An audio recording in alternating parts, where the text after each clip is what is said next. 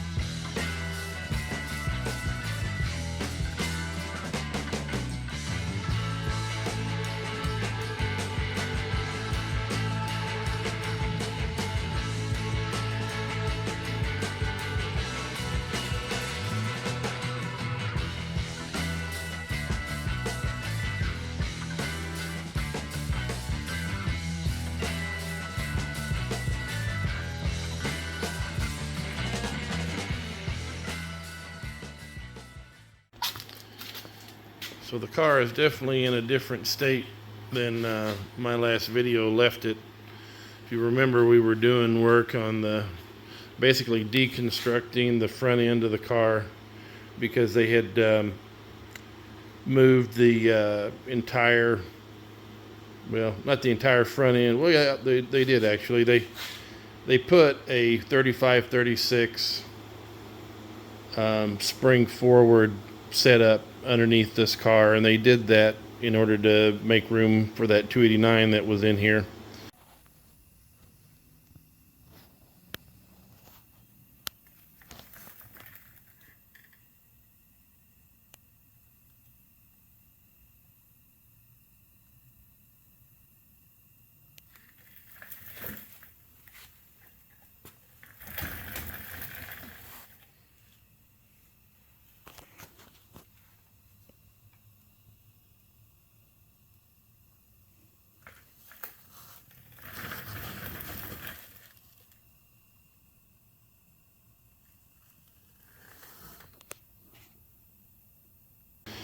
And but the downsides to some of that was the engineering that they had to go through to make everything work, and specifically the while that setup gave them room to put in that 289, it didn't work out correct with the fenders. So to resolve that, they heated up and bent both of the both edges, or both sides of the axle. You can see about here they bent it and pulled it back. They did that on both sides, and just to get that wheel somewhat right in the car.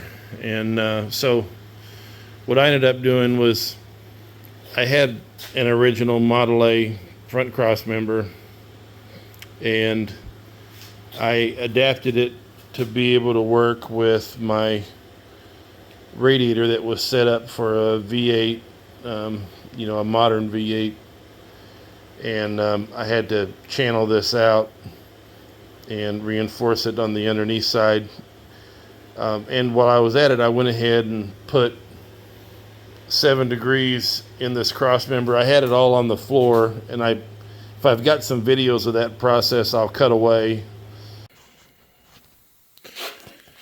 This mess here, I'm trying to keep everything nice and level. I ended up notching the bottom of this Model A cross member. I had to pull it down a 1/2 of an inch. Really, I needed like 3/8, but I went ahead and I took a 1/2 because I didn't quite get all the job done with this right here. And if I went any deeper, I would have risked getting in contact with the spring. And so anyway, I just opted to go ahead and drop it. So I am going to have to build up a wedge that will allow the cross member to step down. So that is what I'm working on now.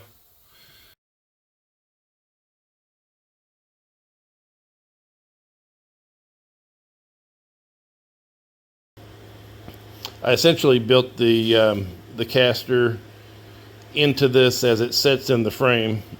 So, unlike, some people that might have the adjustable spring perches, which allows them to make their caster happen, I built it into the Crossmember while I had the car on the floor, and I had weight on this top, simulated motor weight and everything else, radiator and whatever, on the front of the car, and I adjusted that Crossmember to where I had my 7 degrees that I was shooting for. So it's already built into the Crossmember.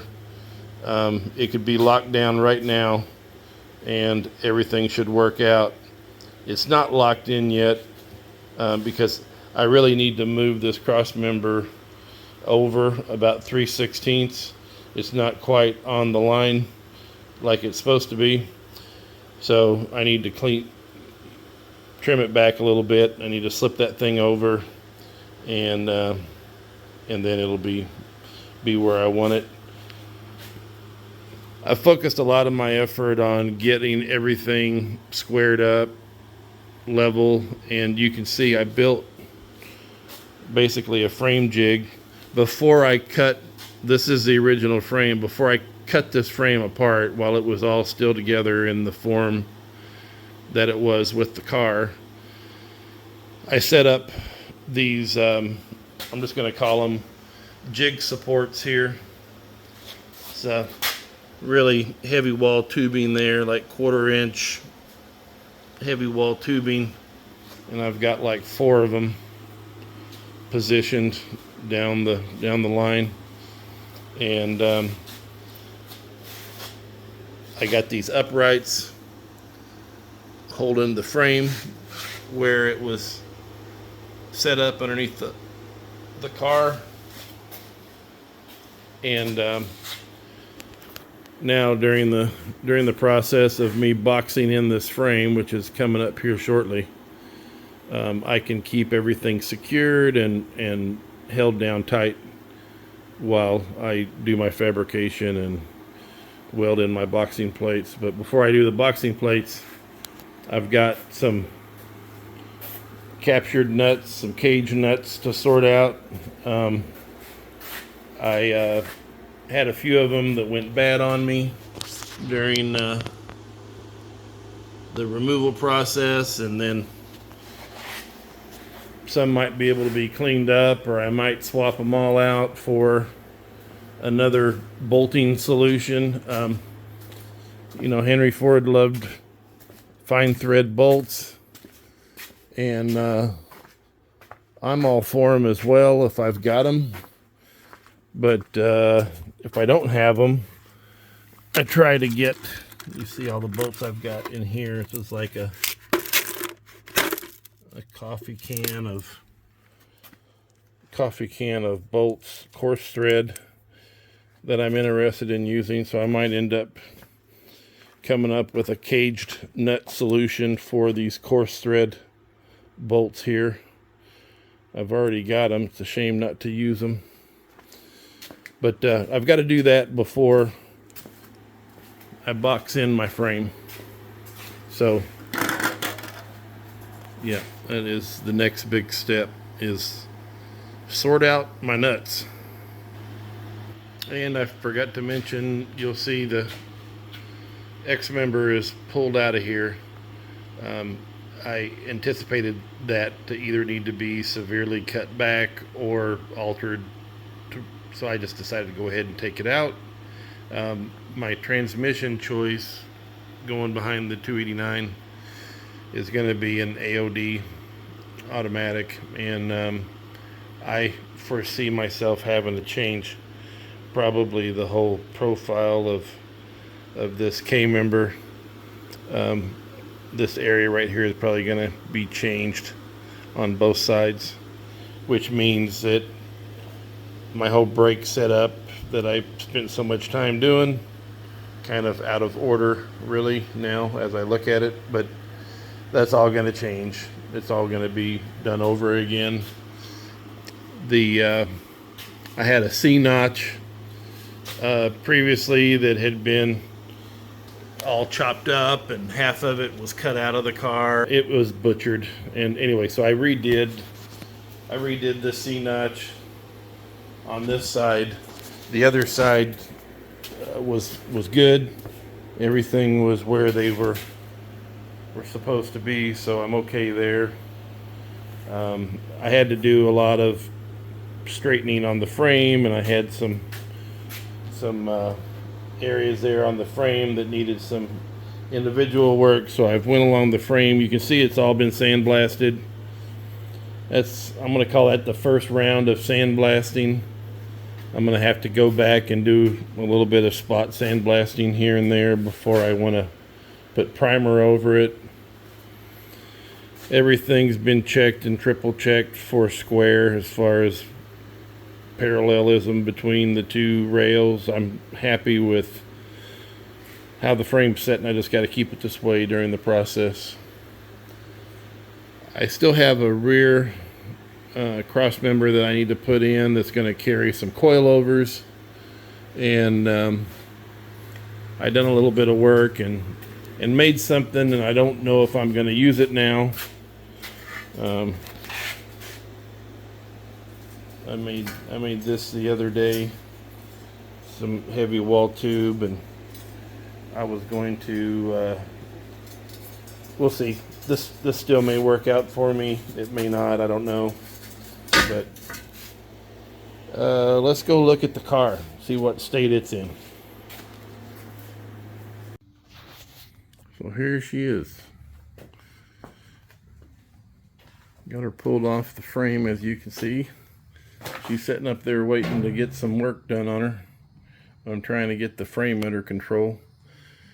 In this area, repairing this floor is going to be a project. And here are the old perches for the air shocks that was on it.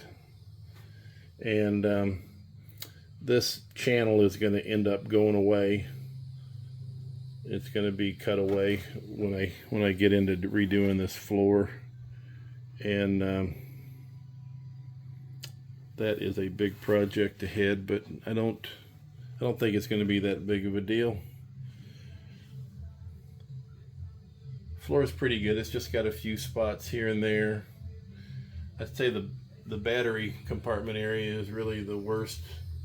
It's going to require a chunk of metal in that space, but and I found some rot in my my drain gutter, I call it, the gutter that's underneath the rear rollable window there. And I've got a space underneath here that is rotted out, so probably some of this area right here is going to have to be redone with new metal. And I don't know how far it goes up here. There's some body filler that's been used up here, so I'll take that as far as I need to take it to get into good metal again. But not too much has happened in here. I still got my interior in place. My headliner is going to have to eventually get fixed. I think I'm going to end up probably stripping the rest of the interior and my garnish, because I see some sandblasting in the future for the car. I'm still struggling with the do a complete repaint or drive it like it came out of the barn. There's advantages to both, but I'm afraid if I don't get after it now, I might find an excuse not to get after it later. So that's the struggle that I have right now with, do I do it now or do I not? Let me see what else here. I have been collecting a lot of stuff for my project, of course. I've been playing with future gauges. This one right here requires the old transmitter box. I'm contemplating getting this modified to where I can just run it like an updated tach from that fella in Arkansas. This one right here does not need the transmitter, and it's a pretty nice little tach. I could use a cup for it. So anyway, I might use that. I got the rest of my Stuart Warner gauges to include speedo, so all that's gonna happen eventually. Got my doors sitting here in standby mode. What else have I been? Oh, I got my my Riviera drums are all modified up now to where they can support the Ford layout. I'm excited to see those. Oh, that one's covered up, but it looks just like this one right here. I did the scavenged some hubs off of some older stuff I had lying around, and then we ended up pressing in new studs, and I haven't tacked these studs yet. I need to tack these studs, but yeah, so that's going on. I've got a box of brand new glass. I have got my in here, you can just see a little bit of it right there. That is my Trotwine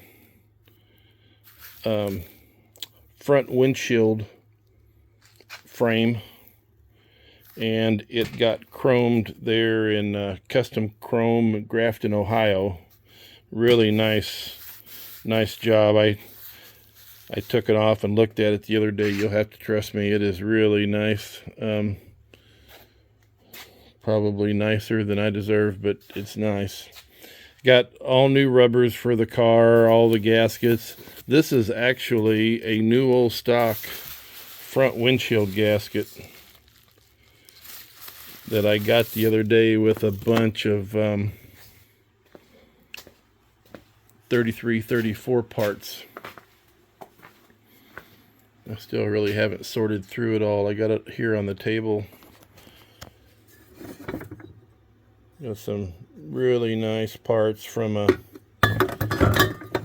antique-minded individual. They always have the nicest parts,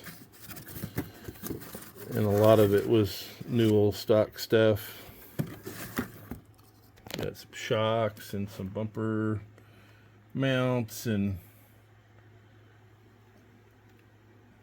really good stuff. I got to decide how much stays, how much goes. Check this out. I was really impressed with this right here. This is just a cheap gauge set that you would have picked up at your local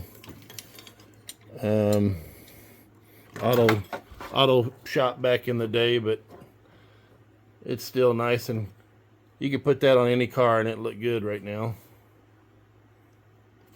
It's not rusted up. This is what they look like after they get rusted up. I got matching ones there, but a different gauge make. But yeah, so I scooped those up the other day. Yeah, get some inventory for the next swap meet. Let me see, what else? I got a really nice flathead radiator in that same group of 33, 34 supplies. Sorry for the lighting, it's terrible, but this is set up for a flathead. That's the one set up for the conventional V8. But yeah, so moving right along. Let me spin you guys around really quick. Okay, so that's kind of a recap of what's been going on here.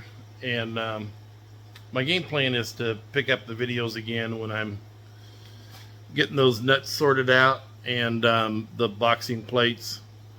I've got a trip planned where I'm going to be picking up my transmission I'm going to be using, and then that's going to enable me to start doing a mock-up here and relaying out that K-member area. So that will be following in the near future as well. So anyway, that's what I've been up to. Sorry for the lack of content, but we'll try to get her picked up. Things are happening, just really slow. I'll catch you guys later. Bye.